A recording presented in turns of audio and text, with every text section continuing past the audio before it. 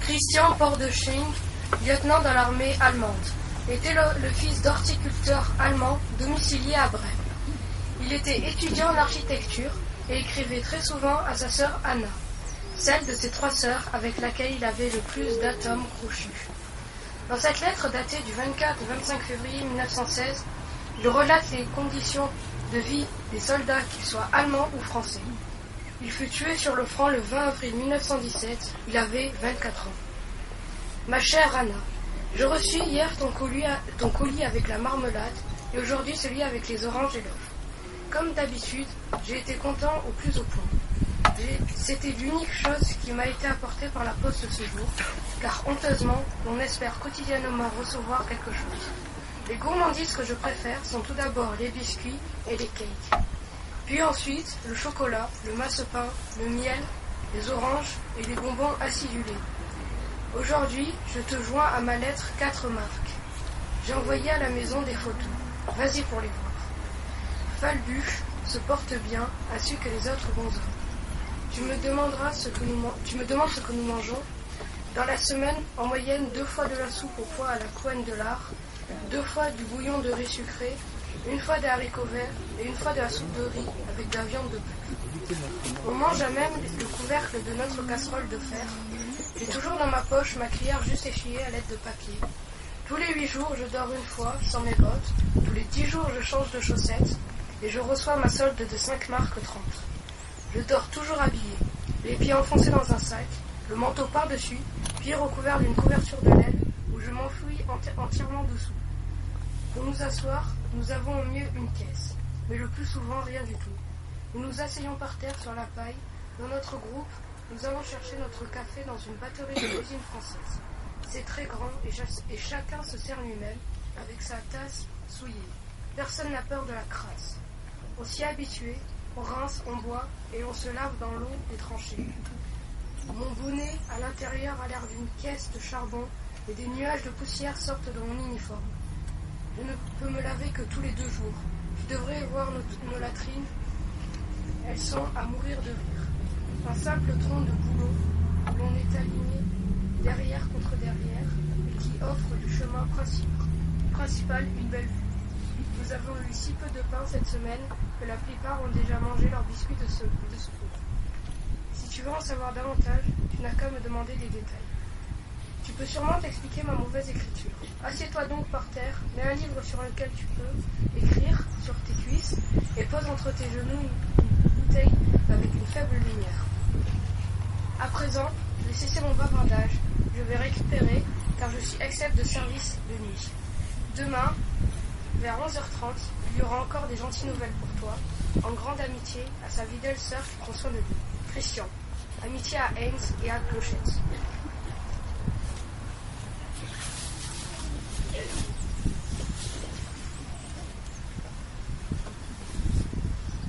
Christian Biron avait 29 ans en 1914. Après de solides études, il était devenu interprète et la guerre avait fait de lui un soldat appartenant au 21e bataillon de chasseurs à pied.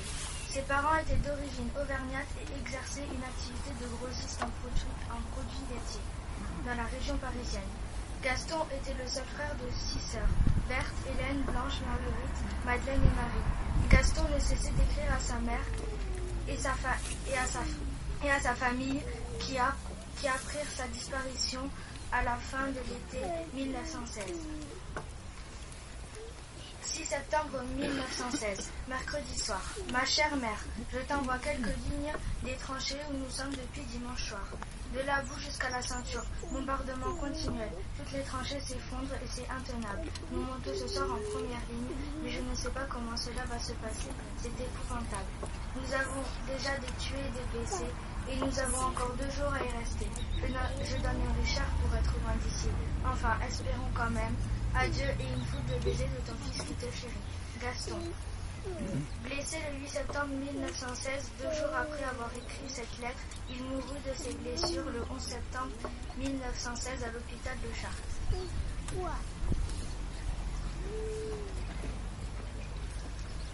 Florilège d'automne. Voici le paysage d'aujourd'hui. Une petite pluie fine tombe depuis le matin et détrempe la route. La vallée est perdue dans le brouillard. Les arbres de la route nationale et Brimont sont voilés de gris. Les soldats passent en contrebas du chemin dans le long boyau qu'est la tranchée. On n'aperçoit que le haut de leurs épaules et leurs têtes. Ils sont sérieux. Les feuilles tombent en tourbillon. Les corbeaux volent très bas. Plusieurs traversent leur route. Les vignes s'amaigrissent. Maurice Maréchal. Le 31 juillet, les tranchées de première ligne sont en face de nous. Ici, en plus des balles, des bombes et des obus, on a la perspective de sauter de 100 mètres en l'air, d'un instant à l'autre. C'est la guerre des mines. La dernière explosion a fait un trou de 25 mètres de profondeur sur 50 mètres de diamètre.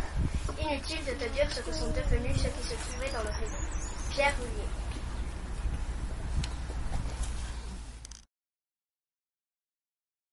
Louis-Auguste, Galliègue Henri,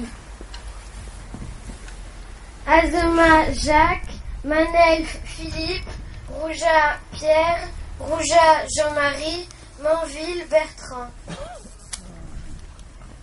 Lavigne Guillaume, Marty Jean, Berger Arnaud Marius, Cassé Jean, Casse-Jean, Berger Pierre,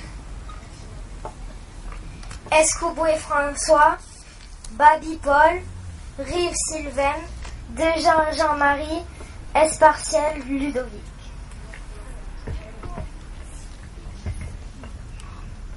Durtot André, Lafont Honoré Roger, Borde Raymond, Casagne Louis, Dufort de Cicre.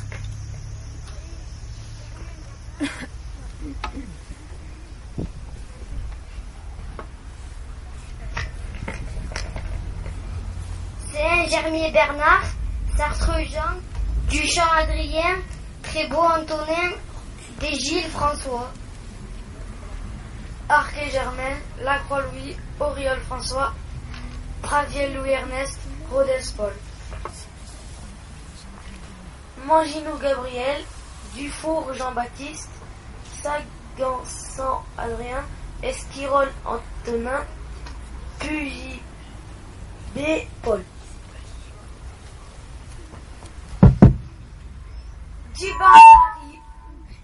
Dupin Marius, De Martinin Joseph, Blaise Ernest, Gouzy Georges, Fouet Jean. Labedan Jean, Prévost Jean, Vier Jean, Brun Jean-Marc, Doustin Émile. Sobry Jean-Pierre, Coulon François, Domique Joseph Alabé, Nière Jean-François, Marot Pierre.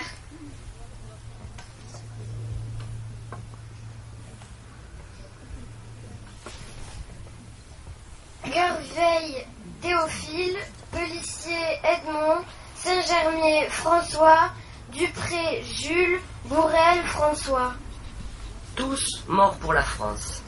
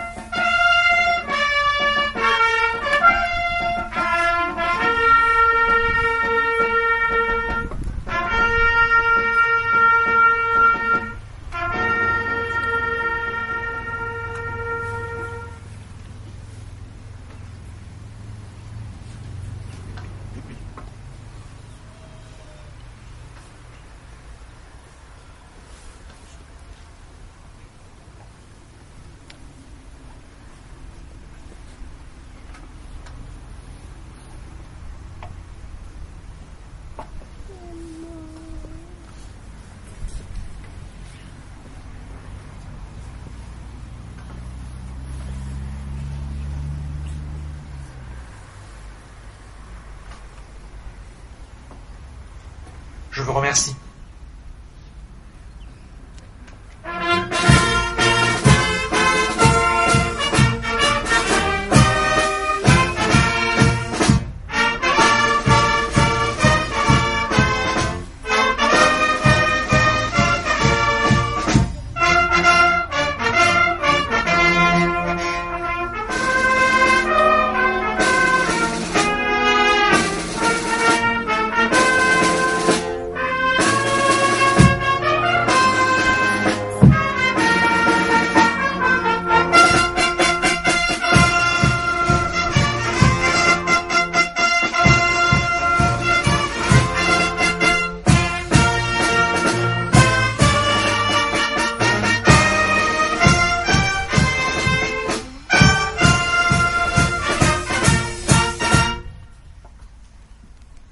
Mesdames, Messieurs, la cérémonie est à présent terminée.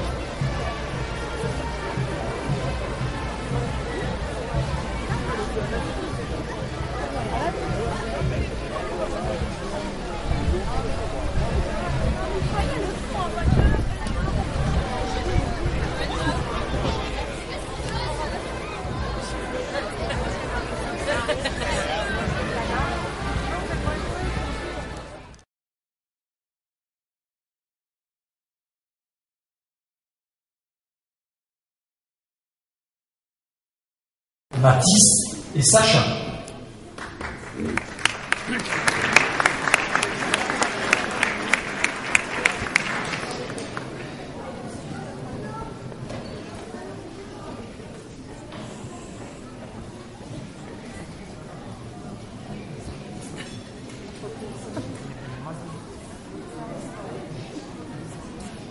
Extrait du discours de Jean Jaurès prononcé le 24 novembre 1912 à Bâle lors d'un congrès rassemblant 500 délégués socialistes venus de 23 pays différents, en pleine crise balkanique. Faisant craindre un embrasement imminent du continent européen, ce congrès laissa une trace importante chez les intellectuels pacifistes de l'époque, comme Aragon, qu'il évoque en 1934 dans son roman Les cloches de Bâle. Citoyens, nous sommes réunis ici en une heure de soucis et de responsabilité. Le poids des responsabilités a d'abord pesé le plus lourdement sur les épaules de nos frères des Balkans.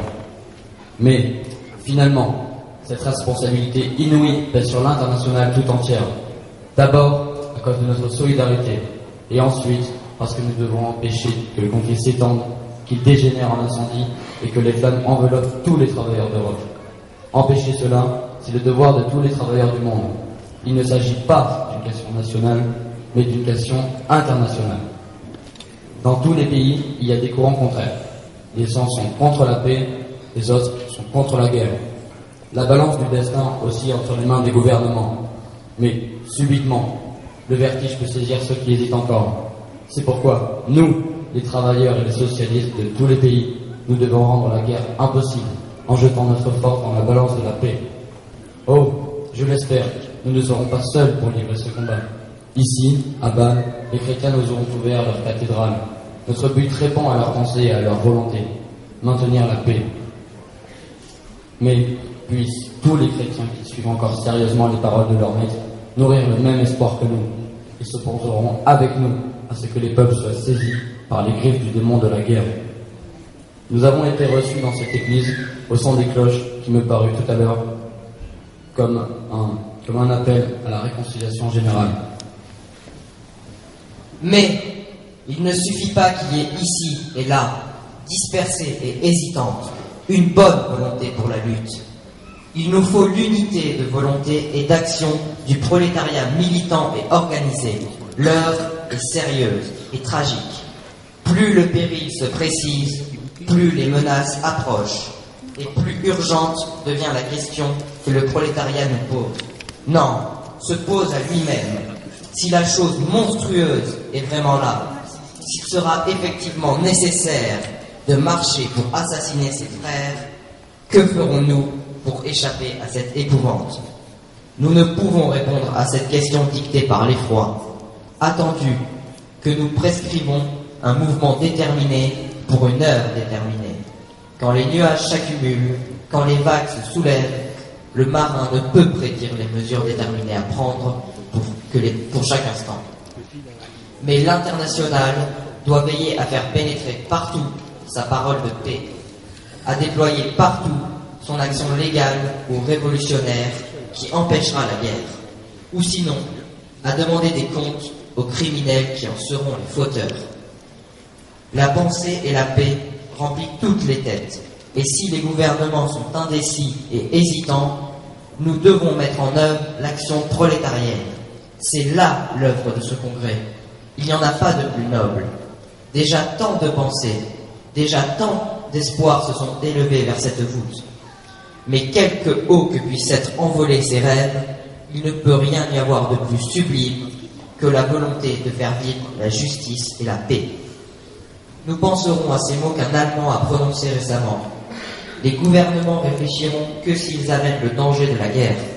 Les peuples pourront facilement faire le calcul que leur propre révolution leur coûterait moins de victimes que la guerre des autres.